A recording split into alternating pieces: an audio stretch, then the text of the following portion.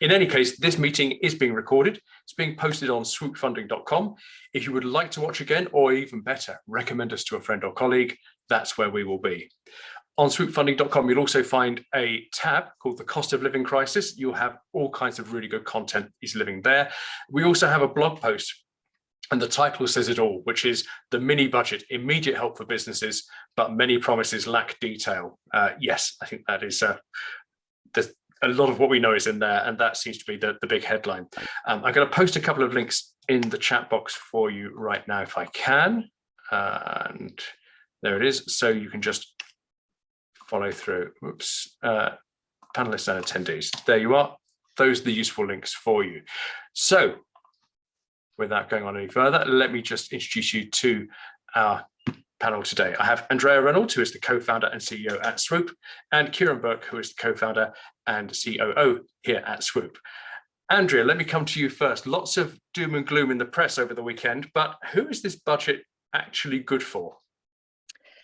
Well, I would say in terms of small and medium businesses, there is something for every business in this budget announcement, whether you're a professional landlord, whether you are an IR35 contractor in construction, whether you're a startup, manufacturing plant, pub, there is something for everyone. And we'll go through those announcements individually. I would say, though, it's like giving you 2 steps forward to remain still. It sounds like the great giveaway. But actually what it's doing is just trying to balance out what's going on in the world and reduce the cost base for businesses. I would say we're not going to enter into, we're politically independent on these webinars. What we're essentially doing is saying what are the impacts. But I think we must acknowledge there is a significant run on the sterling. Even this morning with the Asian markets opening, we're down at the lowest level in over half a century. And that looks like it's going to continue. So there's a balance of cost of imports, etc., versus the reliefs that were announced. From the government's perspective, they're seeing it as one of the lowest levels of debt in the G7.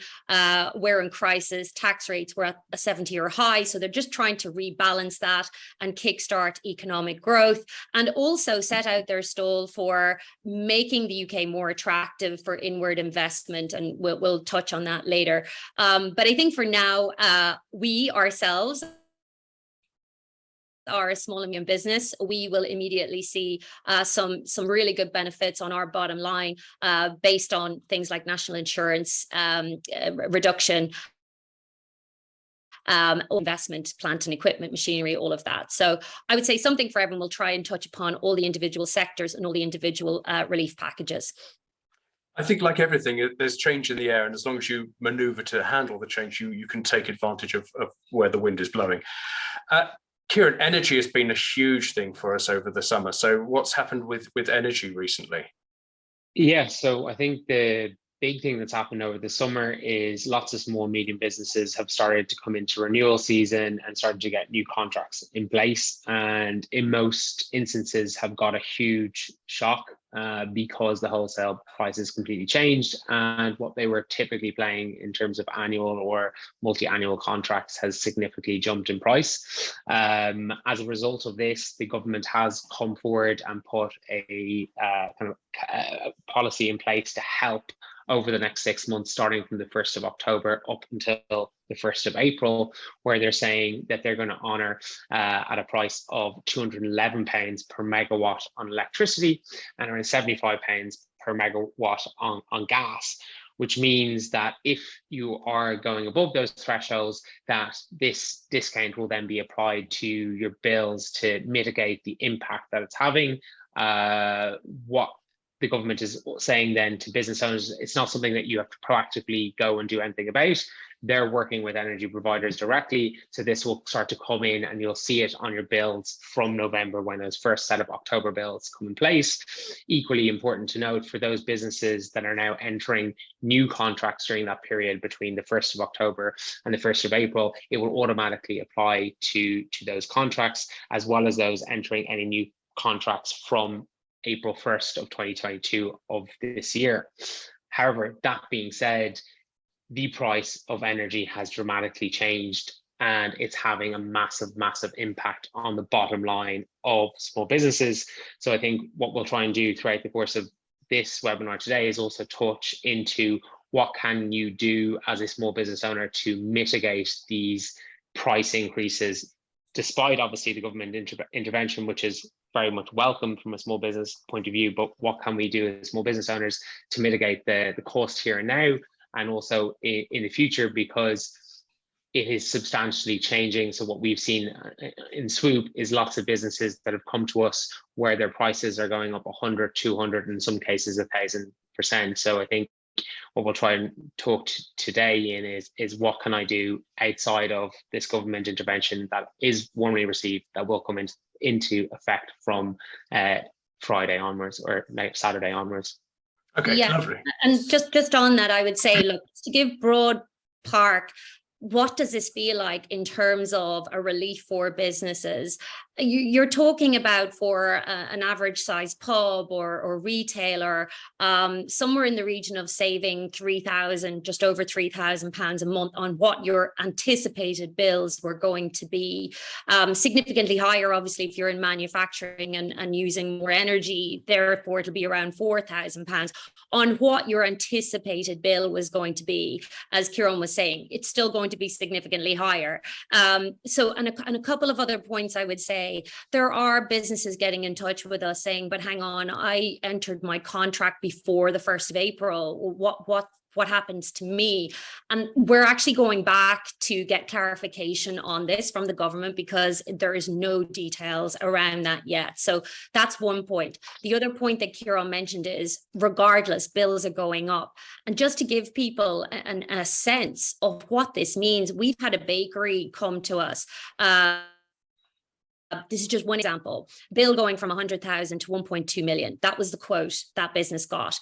We took on that case. We got the bill down to 700,000. Now that's going to go down to 350 and we apply these new discounts. So there is a business that was thinking, am I shutting down or am I staying in business? Well, look at the variations in their decision making across the course of a week. So what I would say is, get in touch if you have entered a contract, you're not sure what applications are due to you in terms of discounts, or you're about to enter into one, because a lot of people have been holding off entering a fixed until we heard the announcement. Get in touch with us and we can run through trying to get you the best deal. Because energy companies give different quotes same time of the year. Two important figures for kind of back of fag packet calculations. The government are kind of given what they are saying is potentially the maximum discounts they'll give. It's kind of £405 per megawatt on electricity and £115 per megawatt on gas. So if you are a high energy usage SME and you're trying to do some permutations and cash flow analysis, it's important to factor in those two in terms of what the government's saying from a maximum amount that they're going to give. Okay, it does sound very much like, Andrea, as you were saying earlier, 2 steps forward to stay the same, saying that we're saving all this money because we were going to put it up and now we're not. Yeah, but there's still lots that you can be doing, and you need to think smartly, because it's so different buying energy as a business compared to as a consumer. As a consumer, I can go online, I can see all the companies, I can see the exact rate, I go buy, I get exactly that. Every single individual business has their own rate. It's purpose built for them.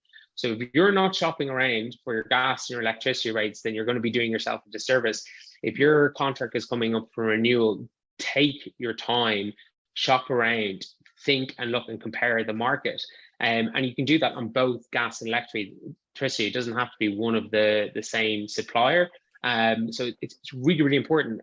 And some of the big differences, again, between the domestic or between the consumer and the business is, if I have a consumer, I have a cooling off period. You don't have that as a business. As soon as the ink is dry in the contract, so to speak, you are locked into that contract until that runs the length of that contract. So it's very, very important that you take your time to shop around and analyze what is potential for your business. So use things like brokers to go to different providers and see what you can get go down, and also plan it. Think from a cash flow perspective. You will get savings if you lock in rates over a longer period of time, whether you want to go for a 12, a 24, a 30 or 40-month contract. However, that being said, do your cash flow analysis. Is this the price that I want to lock in? Do I want to go to fixed? Do I want to go to variable? Factor in all these considerations. It's completely different from buying your business or buying your energy as an individual compared to buying it as a business. So it's really, really important that you go with your eyes open into this, because it can have a huge impact to your bottom line, as Andrea has alluded to very clearly with that bakery example we just heard.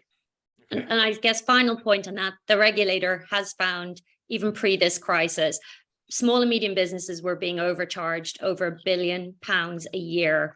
That just gives you an idea of, do not be fleeced. Come to us, we will help you minimize those costs.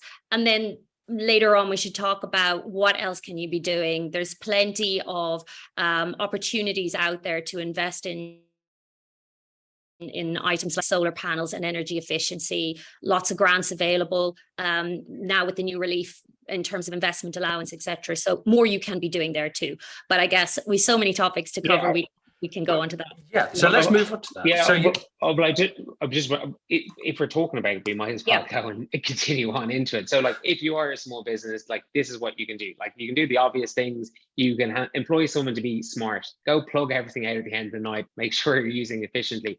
If you're a nighttime producer of business, like you're a nightclub or you're open late on from a pub perspective, or your business runs through the night, you can get economy 7 contracts, which uses a lower rate on the kind of gas or electricity side of things. So you're pricing a different price point. So make sure you're locking in on those rates, as opposed to the standard I operate during normal business hours. Things like maintaining a steady temperature, whether it's on an AC level or whether heating, or if you want to take the AC out and use fans, that's again going to mitigate your thing. So they're kind of here and now. But the more creative and clever things is like, how do I move into this renewable side of things?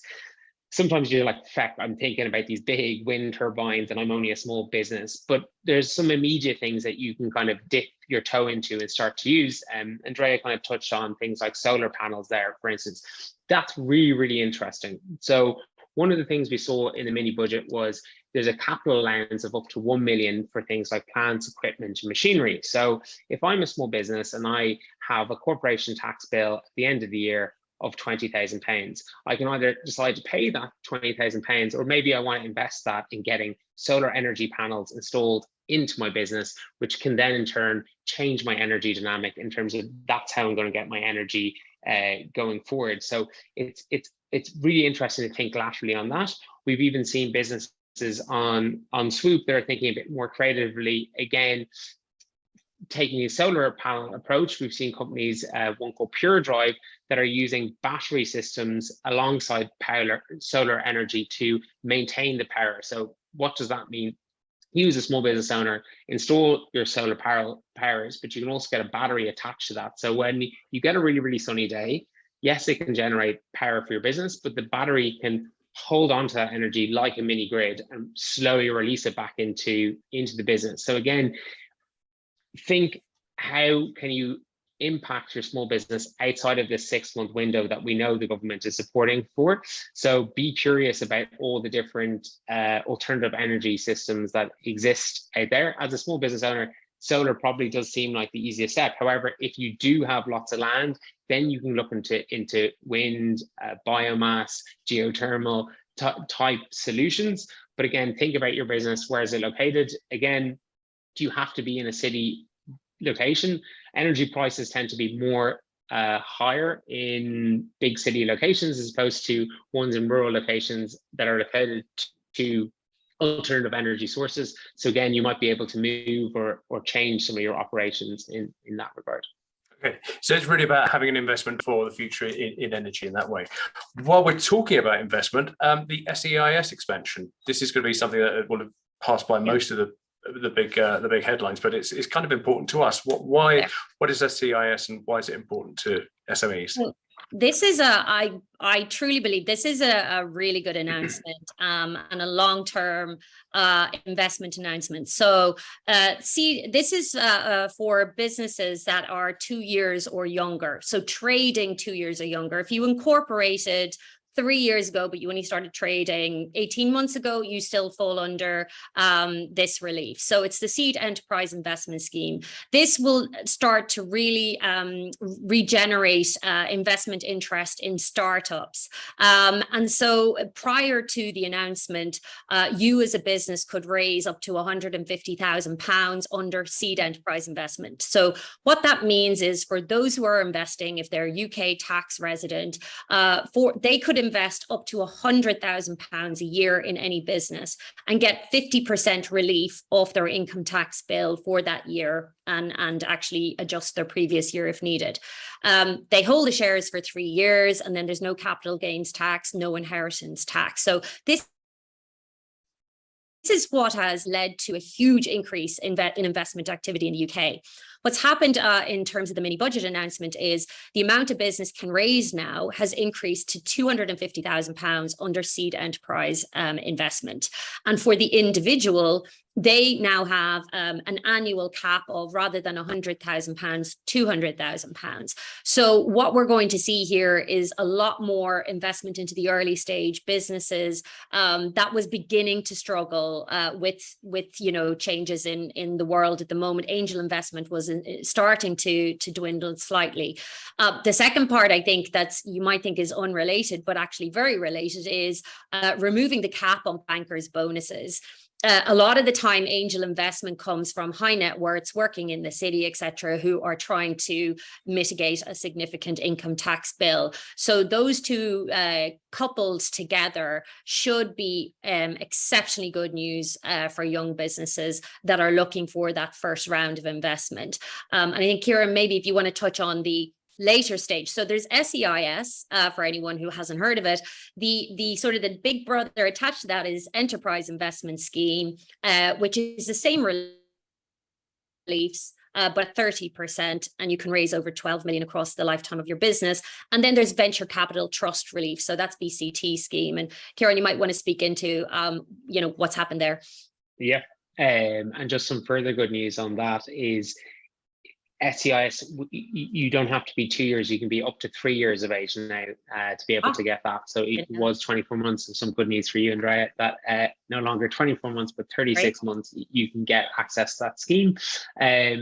On the Venture Capital Trust and the Enterprise Investment Scheme, there was a bit of uncertainty there because, as Andrea was saying, a lot of the money coming through into these schemes are from early stage investors or high net worths who are putting some of their money in each year to these schemes. And there was talk that the scheme would run its course by 2025, and that's what was written in there. However, what this government has said is they've removed it, so it's there for in perpetuity, which is fantastic news for new startups looking to raise funding, or those kind of scale up businesses looking to raise funding within the UK. We can already see that 1.7 billion goes into this investment annually into these businesses through these schemes. So it'll be really, really interesting to see, does that figure rise over the next year? Because with no cap or no end in sight, what we'll expect to see is wealth managers and people recommending, or independent financial advisors will probably say to a lot of high net worths or bankers who are getting these bonuses to encourage them to spend some of the their cash in these schemes from a tax deductible point of view. And with a lot of the VCT funds in particular, they have been very, very popular amongst this collection of investors, because you collect your tax back quite quickly, and there's often a dividend attached to it as well.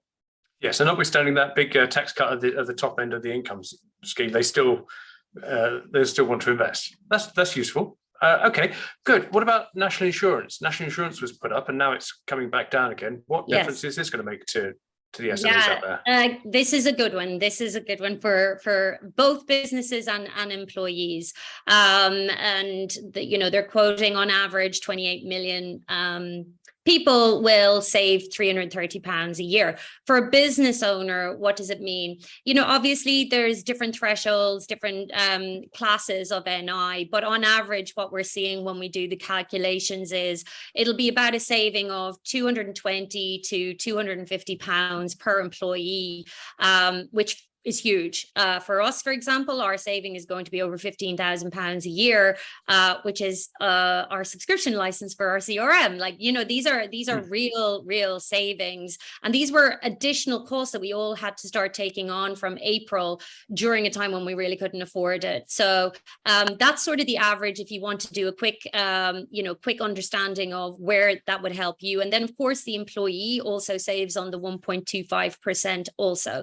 So as I say, net impact for an individual should be around £330 a year. For cost of doing business for us, that's a significant saving. So that's generally the changes. That's coming in from November.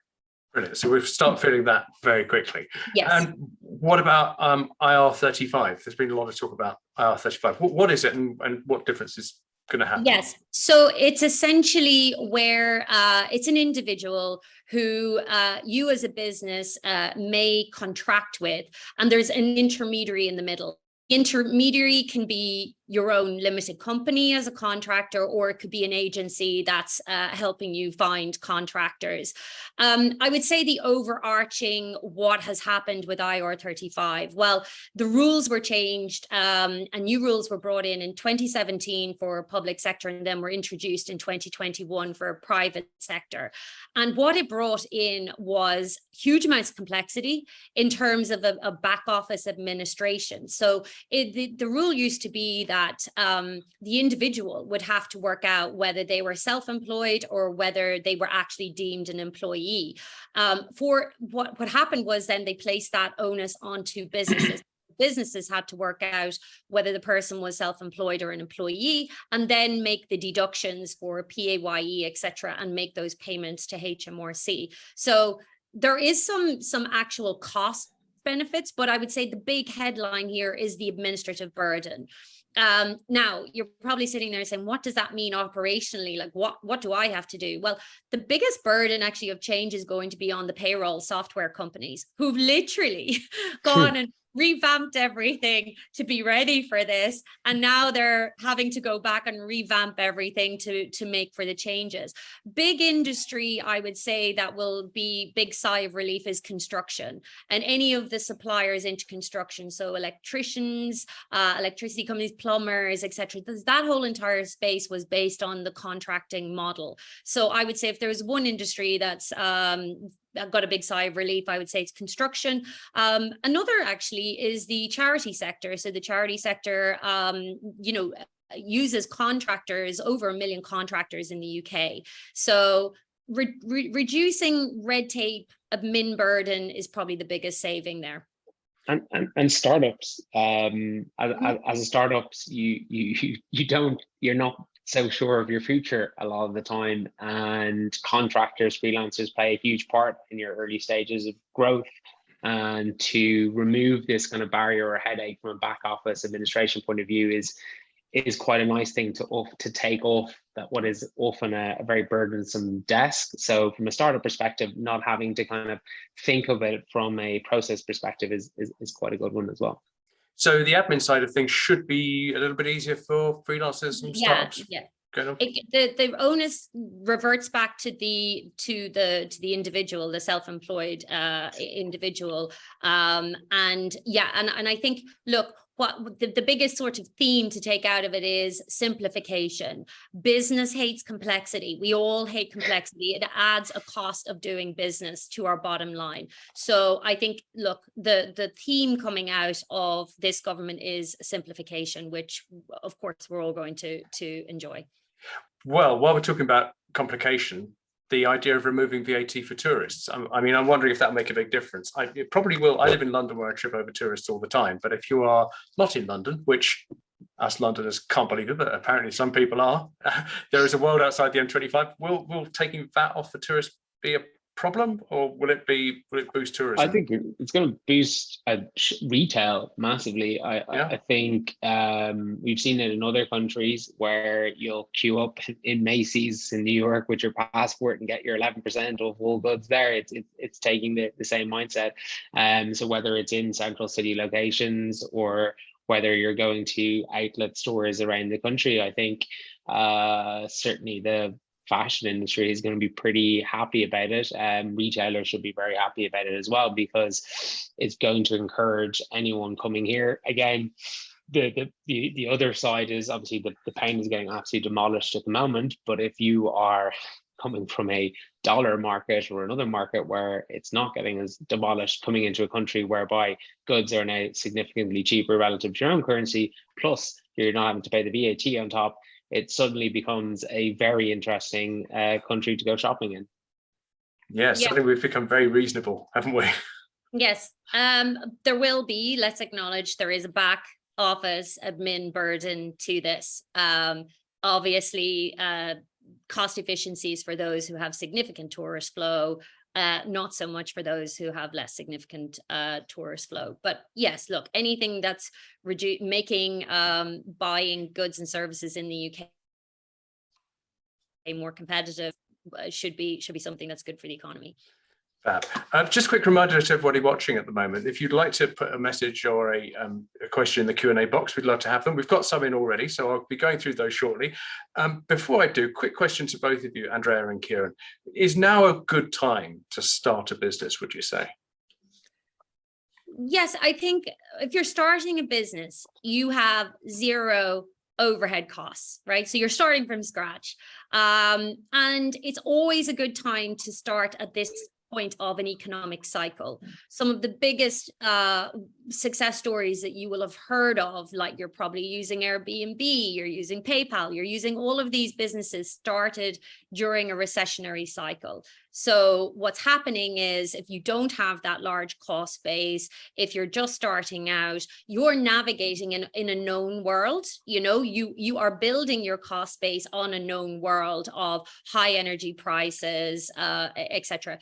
But if you are starting a business today, if you look at the government interventions for a startup loan scheme, absolutely phenomenal, you know, not relevant to the mini budget because it's already there. SEIS expansion is huge. This is a huge benefit for startups, because what we have found when we're raising money for our customers is that 150,000 just wasn't enough to get you anywhere, you know, and you need to reach milestones before you go back to the market and say, can I raise under EIS? You know, individuals are more, they will take bigger risks when they're getting a 50% deduction off their income tax bill. That's significant. So I think raising this to the 250 is a huge benefit. Also things like the certainty around the investment allowance. One thing I don't understand why governments ever announce temporary measures. Temporary measures never have an impact on small and medium businesses making long-term decisions. You need to understand, so the fact that they've now introduced a £1 million permanent position on investment allowance means you can now start to make longer term plans in that area. Before that, you were like, well, it's only here for 6 months. Is it going to revert to 200,000? So when we see long-term permanent measures in place, that's when we can all start to act. So personally, I would say it's a great time to start. And also maybe you're finding opportunities where the current incumbents can't react as quickly enough. Yeah, I think as Andrea just touched on there, there's going to be people kind of stuck in the mud, so to speak. So there's going to be room for people who are quick and nimble to be able to come up with opportunities. But there's now better macro trends happening relative to this mini budget. As Andrea said, the obvious one there is your SEIS allowance has gone from 150 to 250K. So that's a pretty big one there already. Again, if you're thinking smart as a startup business, I would then do my homework on these investment zones. What do they mean? Could I actually benefit from starting my business there? What does Norfolk, what does West Midlands, or what does Tees Valleys look like? Can I set up there? Because if you dig deep into these investment zones, there's some amazing perks to getting up and running there. Obviously, you've got the wider perks that we talked about, such as startup loans in the UK already and an enhanced SEIS. But if I set up shop in there, we talk about national insurance there, for instance, there's no national insurance there if you're paying salaries below 50,000 or below. So like that's a pretty good one right there, and it's its own right. We haven't really delved into this one, but one of the great things that's come in here is I can get $1 million allowance on new capital, machinery, plant, equipment. And we talked about how you might mitigate a corporate tax bill to invest in some sustainable energy purchases or machinery purchases. If you're in the investment zones, there's absolutely no cap on that whatsoever. So I would say, if I'm a startup, there's loads of other macro trends that are good. COVID's been an unbelievable accelerator in terms of, we're on a webinar here in Zoom. If we were to do this pre-COVID, we would all be in a room somewhere having this as an event.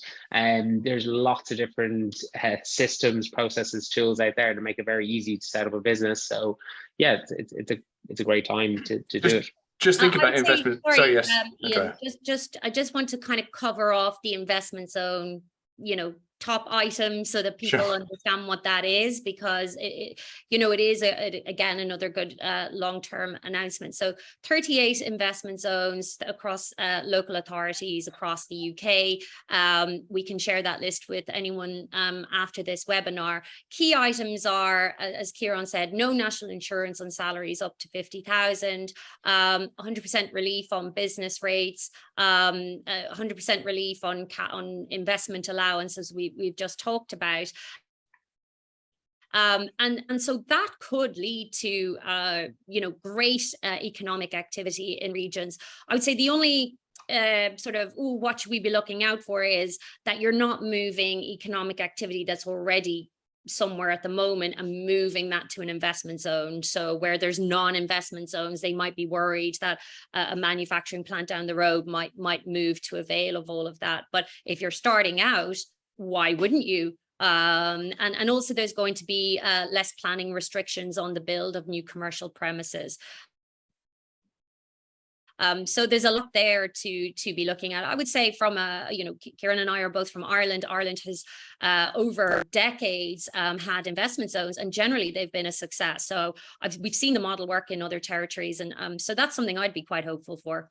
And Ciaran touched on the benefits of COVID and what's happening in the last couple of years, and actually being able to move around and be less geographically sort of nailed down has actually been one of the nice things about the last couple of years. We can open up an office anywhere. I know Ciaran is currently in the Birmingham office. Swoop's just opened an office in Liverpool.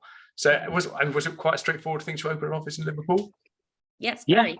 Yeah, and again, we used virtual services. Shout out to the Office IQ, who were again virtual phone call run out of an office in Waterford, that were able to do a virtual scan of every office in Liverpool, send over PDF, which comprised of all the cost benefits analysis, and from that we're able to go and chat to the various different offices, all done virtually remote, and being able to then secure an office space. So yeah, again, all benefits of COVID.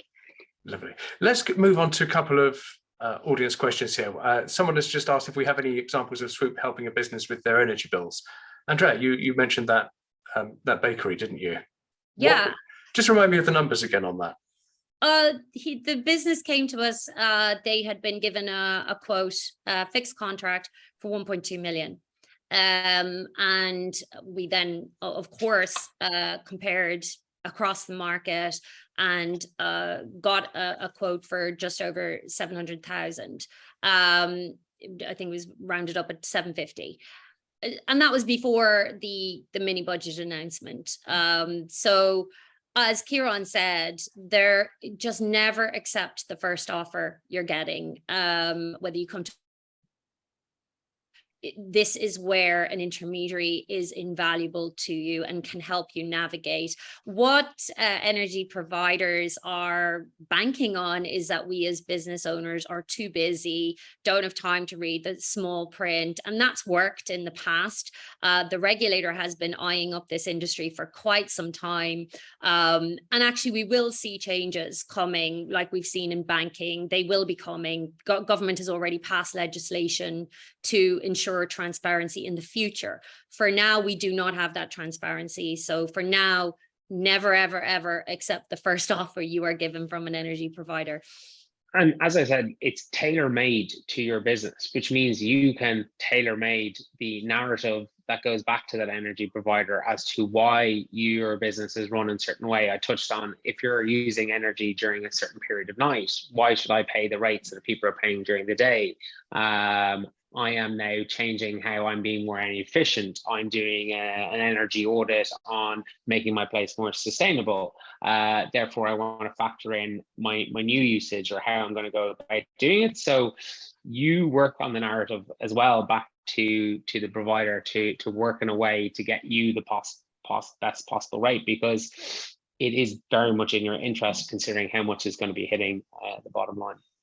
Yeah, and sorry, you just reminded me of another quick tip for people. It's not mini budget related. It's been around quite a long time, but no matter where you are based in the country, there is a local business growth hub. You probably got a newsletter from them or something. The majority of them still have energy vouchers. And what they are is you can get they have independently approved auditors who come in and they assess your property, and they give you essentially a to-do list of basically actions you need to take to get to a better energy efficiency rating. And that's normally £5,000. So you get the voucher, you then get to hire this consultant to come in and do that energy efficiency. They then may say something like, well, actually, if you've got solar panels, like Ciaran was mentioning there are then usually solar panel grants or business energy efficiency grants moving to net zero, whether it's from your local authority hub or there's national schemes as well. And you can combine that then with getting asset finance for your solar panels. So there's a way to do this in a very cash flow efficient way, and then actually getting the investment allowance to write off your profits as well. So there's other things that you can be doing, not mini budget related, but they're already out there that you should be considering. Sure. Let's we've got a question from Adam here. It says, if I run my business from home, am I entitled to any energy discounts? Well, on that, that's pretty simple answer. So unless you're on a business energy scheme already, then you will fall under the consumer related reliefs. Generally, people who work from home, unless you're saying that your energy bill is over 50% of your usage, then you're going to be on consumer. You'd have to prove that you're the 50%. So you'll still get the discounts coming through automatically on your consumer tariffs. Okay, a couple of questions here on SEIS. First of all, Bob wants to know if there are any changes to the SEIS pre-approval process. Do we know? No changes to the pre-approval process. However, I will say, based on we do hundreds of applications to HMRC every single week. Now, we did have a huge delay. There was a period of time where it went from just a matter of weeks to it taking months. And that's because HMRC had outsourced the contract to a consultancy firm who were kind of reintroducing new processes, reintroducing a lot of back and forth on questions on IP, etc. And that was causing huge delays. So we have seen an improvement over the last few months in terms of speed of turnaround and ease of turnaround. So there was a period there where it was getting very complex. Okay, and I've also got a question from William, who says, we raised 150,000 max last year under SEIS. We're now advanced approved by HMRC for EIS. Following the mini budget, can we go back and raise a further 100,000 to reach? You're both nodding. Yeah. I'm reading it and I can see you both nodding. Great news, William. Great news. So can you raise another 100,000 to reach the new SEIS max? The answer is, as long as he falls within the rules. 3 years. So, Yeah, as long as he's 3 years or younger from trading, generally the change, the announcements apply even for those backdated, as long as you still fall within the rules of the SEIS scheme, which sounds like he does. So great news, because I know how much harder it is to raise investment under EIS when you've still milestones to achieve. Much easier to get SEIS. So that's a good day for you. Yeah, and just to say, I don't know the makeup of Williams' 150,000 SEIS to date, but if there was one individual in there, say one angel, that the old rules stated that that angel was capped at £100,000. Now she or he may want to go again for that new £100,000 into Williams' business under SEIS. Good news is they can. Their cap has been increased from £100,000 to £200,000. So traditionally, funds aggregate the angels' money so they can put in a full 150,000. In this case, now 250,000. But traditionally, individually, you were capped at 100,000. That's now doubled as well. So that's gone, or not as well, but that's now doubled to £200,000. Okay, we have Leah, who's just said, and I think I can answer this one because it's pretty straightforward. Will startups which began trading in December 2020 be eligible for the new 3-year period? I'm going to say yes. I've just worked it out on my fingers, and it's yes. You've got another 12 months nearly. Yes. Great. And same, sorry, and just on that, startup loan scheme was also changed. Oh, big one. To 3 years. It used to be 2 years as well, but they've extended that out to 3 years. So William, you could also go for your startup loan, which is £25,000 per founder, and you get 6 months capital repayment holiday, and it's a 6% APR and a repayment plan of on average 5 years. That's how Swoop started life. It's a great scheme. So between that and the increase in SEIS, that should shore up your runway to help you get to higher milestones so that you can have a higher valuation for your EIS round. And the same thing applies there. Is if I took £10,000 out on my startup loan scheme, you can still go get that £15,000 left on the amount remaining of that £25,000 once we're within that 36-month period. So great offering. Drake wants to know if there are any other changes to EIS other than extending the scheme indefinitely. Is there any change to the £5 million cap? No changes announced so far on EIS so far. Not as far as we know, but I think this is a bit of a developing situation, isn't it? So things might well change. Nick, another slightly possibly unknowable one, which is Nick Davis, who says, when will investment zones begin? Do we know on that? No, they haven't. Again, it's like all of these things. They announce them, and then we need them to be enacted. So they can enact by setting the date, etc., of the enactment. But things like the corporation tax change as well, that has to be enacted. So if there are accountants on this call and they've been using UK GAAP accounting to value deferred tax assets, for example, we can't change any of those valuations yet until it's actually enacted. So there's just the nuances of that. The investment zones, no, it was just an announcement right now. They've identified the zones. We're going to have to, there'll be more of that later, but I will say, anytime anything changes on any of these rules, Swoop will be notifying you, sending you out of the newsletter, telling you exactly what's what. Excellent. So what else have we got? Morag, who would like to know how the new rules are affecting charities and social enterprises. I think we touched on that before, but what are the big news for charities? It's the same for charities, same for schools, same for hospitals. I think there's a few, there's one, look, there was no direct relevant policies bar one for charities and social enterprise. So the direct relevant one was the announcement on gift aid. So where the income tax rate has come down, that would have impacted gift aid.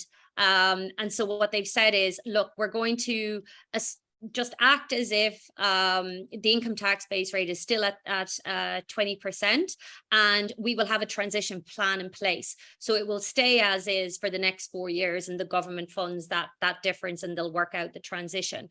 But the other part, obviously, corporation tax rate means nothing to charity, social enterprise. But the other ones are, obviously national insurance improvements. And then the other one is, we're still waiting for the detail on the SEIS announcement. But there is for social enterprise that are startups, there is an equivalent of the seed enterprise investment scheme. It's a social enterprise scheme. And so we are assuming that the expansion of the relief will also equate to social enterprise. We're just waiting for confirmation of that back from government. A couple of questions here asking if investment zones are going to be in Scotland. And I guess the answer to that is we're not sure, or... Well, the ones that we've seen named in the T Valleys, Norfolk and West Midlands, I happen to know about you, Andrea, but I've not seen anything on Scotland. And the only other thing that I saw as coming soon relating to a devolved nation was Northern Ireland in relation to the business energy, because they have a slightly different version than to England, Wales and Scotland. So I haven't seen anything on it. The ones that have been announced are the 38 local authorities in England. Scotland has its own programs, which actually, truthfully, Scotland has a lot more reliefs and schemes traditionally than England. So Scottish enterprise, there are already certain zones, certain areas that if you invest in, you get reliefs, and the grant system in Scotland is a lot more generous than England. So don't feel like you're missing out. I think it's just England catching up on some of the schemes there. Question for Bravinder, which is looking ahead a little bit. What are the longer term tax implications of the budget giveaway? I mean, who is going to pay for it, and when's that going to happen?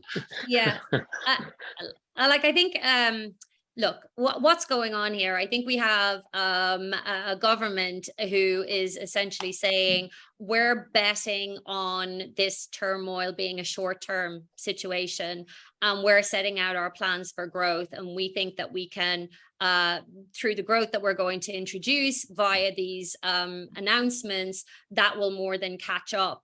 On the flip side, the markets think differently. The markets feel that it's gone too far, and so hence the run on sterling. The next few days are going to be crucial. So what the government is saying is, look, this is initial market turmoil, things will calm down, etc. We need to see, is that going to happen? A lot of economic commentators believe that the sterling will go below parity. So what we have to hope for is that this doesn't turn into a currency crisis. We need things to calm down, and ultimately it'll come down to the cost of servicing the debt. So the government is borrowing heavily to bring in these incentives to try and enhance growth. The UK fundamentally has an infrastructure problem here. We are not supplying enough of our own goods. So our demand is much higher than our supply. We're over reliant on imports, and that's what is causing major inflationary pressures. So what they're trying to do is essentially bring a long-term perception to this, that businesses can say, that scheme is staying here for the long term. Actually, now is a good time for me to invest in plant and machinery. And we need more of that rather than hiring of more people. We need to improve productivity. So look, no one has a crystal ball. The next week is, and again, we'll be sending out updates and commentary on will things calm down, or is it going to turn into a crisis rather than a temporary embarrassment to the government? And so, yes, ultimately, if we're servicing higher cost of debt, taxes are going to rise. I was just thinking about the interest rate as well and all that kind of thing, because a market will bounce back, but if you lose your home, it's much more difficult that's a much longer term problem for people, isn't it? Yeah. Yeah, well, but there's talk that there's actually going to be an emergency meeting this week with the Bank of England, and they're actually going to announce an inter-meeting raise. Like the way this is playing out is Treasury have decided they're going to be the good cop. Bank of England has to be the bad cop. And they're going to play this off. Bank of England has to raise interest rates to stop the currency run. So yes, we'll have higher interest rates for sure. It's coming. It's inevitable. Yeah, that echoes a question we had from Ezra Impalai, who said, why are the government and the Bank of England taking action against each other in managing the economy? I guess the answer is inflation. And actually, Nick has just said, with the collapse of the pound, do you think this will end up with many businesses going out of business because they can't pass price increases on in a country with a cost of living crisis? I suppose it goes back to what Andrea was touching on there, the business themselves, like what is their wider ecosystem? Obviously, most ecosystems are going to touch on some sort of import export, even if their own business is just supplying people within the United Kingdom or people within England. But often if they look at their supply chain, it's understanding where are they getting hit on that import export side of things, where the currency is coming into play. So as Andrea touched on, the government have come out and said, this is our strategy. And who knows, hopefully that will be a long-term one that succeeded. However, in the short term, the markets have reacted very poorly to that and are saying, well, we necessarily aren't agreeing with that, which is causing a huge depreciation in the pound. So the problem then, therefore, for the small businesses is either they're directly involved in import export and moving goods outside of the country and taking the hit there, or somewhere in their supply chain is, which will drive prices up and cause inflationary issues, which is why I think we're seeing kind of emergency meetings in that area to see what can be done to mitigate it, so that it doesn't continue to fall. And there are, I suppose, the full stop. So small businesses can have a surety, but it's really, really important to think about these things. And again, there are similar things that you can do within the FX space that you can do within energy.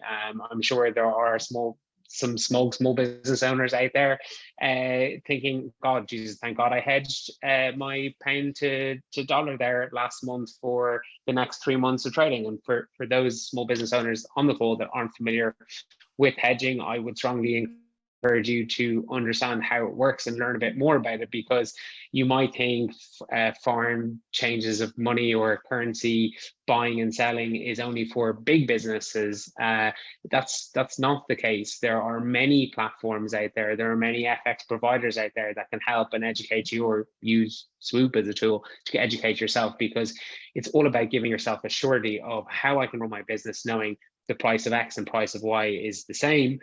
So for currency hedging, I know that I can lock in a specific rate for dollar pound or pound euro, whatever that might be. And I think in terms of uncertainty or turmoil, as we're experiencing over the last couple of days and the next couple of days, I know as a small business owner with FX exposure, I'll start to be looking at hedging a lot more seriously than I did beforehand. Sure. And I mean, you and I have both crossed the Atlantic in this last month, Ciaran, for business reasons. And suddenly, even something like that suddenly becomes either manageable or not manageable based on the exchange rates. So that's quite big. We're into our last 5 minutes. I think I'd like to give you both just a quick summing up, or a final thought, if you will, having my Jerry Springer moment there. So, Andrea, what's your final thought on the mini budget?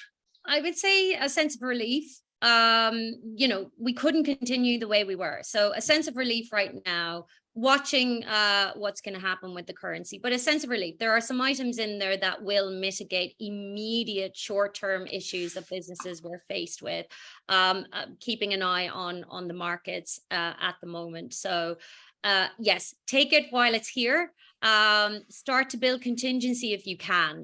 That's one thing I always say to businesses. The ones that will survive a recession are the ones with contingency plans. And I mean, like, your cash runway, multiply that by 1 times 3x.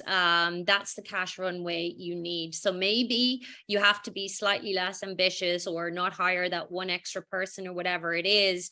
It's just about shoring up enough cash to get through this cycle, because it is a cycle. By the way, I was through the 2008 crisis, as I'm sure many on this call were.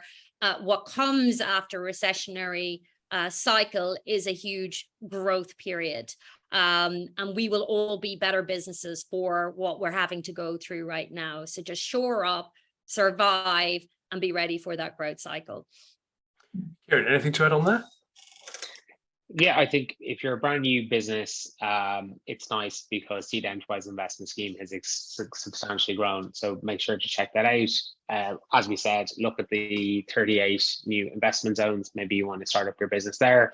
If you are a older than 36-month-old business, as Andrea touched on, it's nice peace of mind knowing that national insurance impact is not going to be what it was. And we know from the tax on income tax changing, again, it's not going to have the impact that we saw from the corporation tax going from 19 to 25. So that is good. But I think it's really important to be savvy and think from a longer term perspective, particularly when we talk about energy. This is a 6-month solution that they're putting in place. It's not a long-term solution. So what can you be doing thinking about your business energy in the long term? So should I be looking at green energy? Can I reduce it? What can I do a bit differently? Similarly, if I'm going to go through these crazy currency fluctuations, what can I be doing as a business owner to mitigate these? So yes, there's some things that are going to help me in my bottom line now, which is great, but there are some variables still at play. So how can you help yourself from a cash runway perspective there, I think is super important, as Andrea touched on. Yeah, so I'd say last line, never, ever accept the first price offer from any supplier, ever, ever, ever. Just one takeaway, we're going to improve your bottom line significantly. Don't accept it. You don't have to. They're expecting you to accept it and move on. So don't. That's a very good note on which to leave it. So thank you very much indeed to Ciaran. Thank you very much indeed to Andrea. If you've been reading the papers over the weekend and thought, oh, the mini budget has been a complete disaster because I'm not a millionaire, well, hopefully we've given you something that will be a little bit more encouraging. So thanks very much indeed to Andrea and Ciaran. Thanks very much indeed to all of my colleagues who've helped us be audible and visible. Thanks very much indeed to you for giving us your attention, and wherever you are in the world, thanks very much. Have an enjoyable rest of the day. Goodbye. Thank you.